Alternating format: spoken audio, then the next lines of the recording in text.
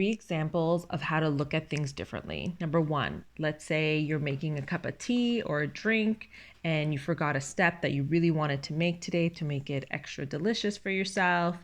And your mind starts going off on why did you do that? What is this telling you? And stuff like that. And so maybe it's just like going on a rampage. And so instead, you want to remind yourself when you're able to catch yourself that maybe this is teaching me patience.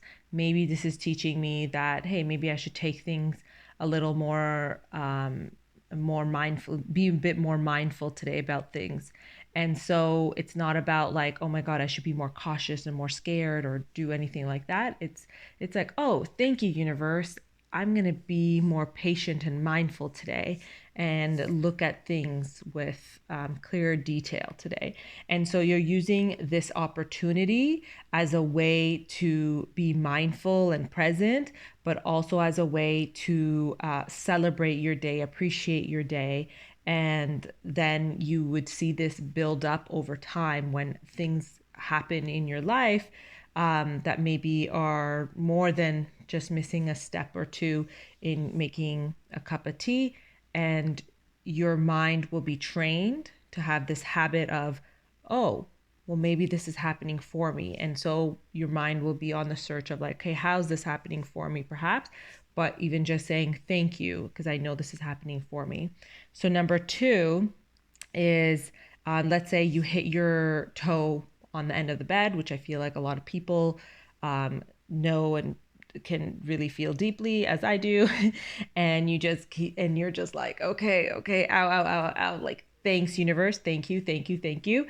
Probably happening for me. I just don't see it, but thank you, universe. I know this is happening for me. So, this is an example of like maybe in the moment you can't come up with a reason, but you just say thank you rather than like a getting angry and upset and mad. And it doesn't mean that those feelings are bad either. It's not good or bad. It's just about, again, retraining your brain to pick more opportunistic, optimistic thoughts in those moments so that you're able to think more clearly rather than when you start going into fear mode or anger mode, it's harder to think clearly and come up with solutions and to see the bigger picture of all this.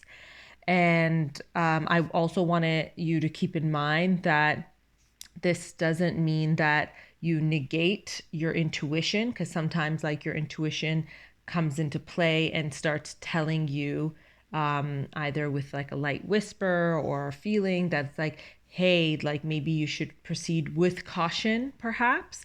But if you are unsure if it is your intuition, you could learn to double check with your intuition, learn to strengthen your intuition. I've talked about it in other videos.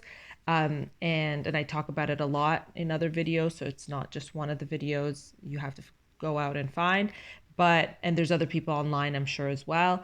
But but if it's not your intuition telling you like, oh my God, be careful or anything, it's more than likely then you should use this as an opportunity to create a joyful celebratory moment and appreciation in that moment, even though you just stump your toe on is that even how you say it? Anyways, you just hit your toe on your bed, and so it's a way for you to retrain your brain and your mind to quickly go into something good rather than something more fear provoking and anxiety provoking.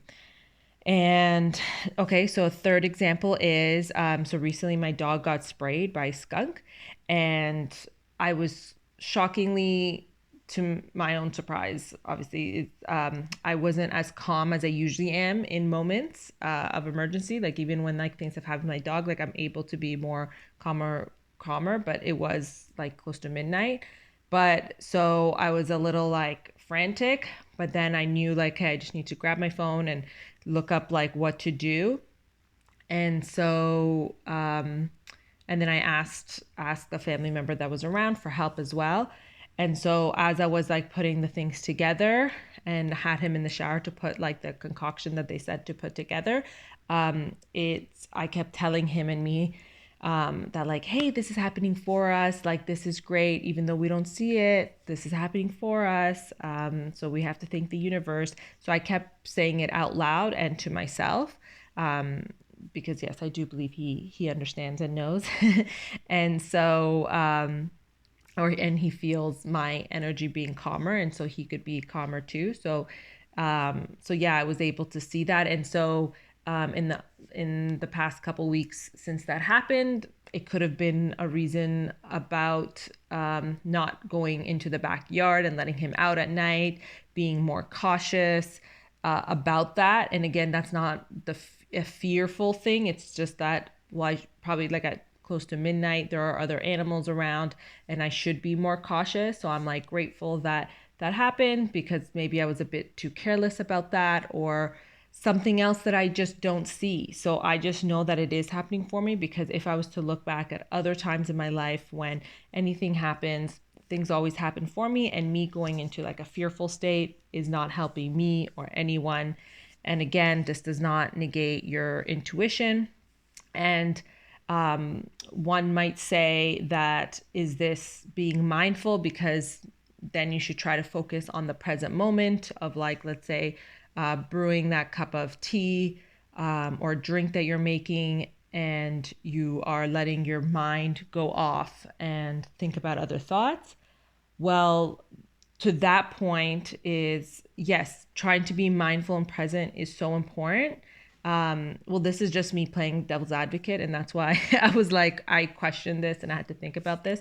But it's about creating the moments, the opportunities. It's an easy moment and opportunity to train your brain, train yourself to create moments of joy, of peace, of celebration, in the midst of something that you may regularly think like, oh my God, why is this happening? And like go into those type of thoughts and those types of questions, rather than switching your brain and going into like, why not it be like a positive thing first before anything, and your brain and your body could be calmer through that, and you could still be back in the present moment and much faster, and just trust. And it allows you to also trust the world and the universe more, because it is this like magical place where things happen, especially if you believe in law of attraction, law of manifestation. Even if you don't, it's working in this world anyways. I've seen it so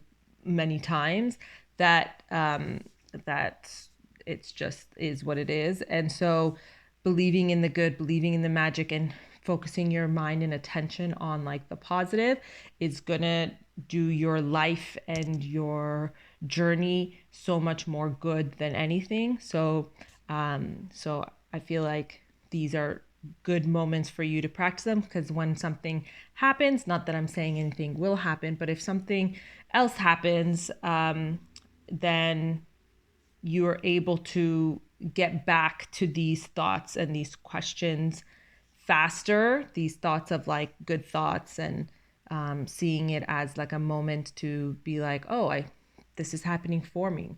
This is so great. And you don't have to end up finding out why. Sometimes like years later, you end up realizing, like, through different types of synchronicity, of finding out like why something happened the way that it did.